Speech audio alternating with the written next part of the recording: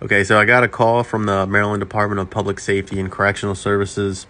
Called and said that their Chevrolet Express van that they transport prisoners in needed a detail. Prisoner got sick and threw up on the ground there. They did a pretty good job of cleaning it up with whatever absorbent that they use, but it needed to be detailed on the inside, in the back and the front, as you can see where the correctional officers ride.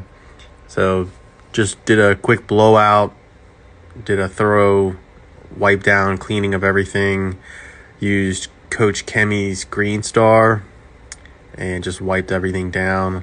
And the really dirty, saturated parts, you'll see me here. I used Coach Kemi Green Star on the vinyl here, and then I follow that up with a steamer and just really saturate that with steam to sanitize it and just get all the germs off, and then just wiped it up. The remaining of the front cab, just used Green Star, just wiped everything up, cleaned the glass, cleaned the mirrors. Everything came out looking really good. They came this morning, picked it up.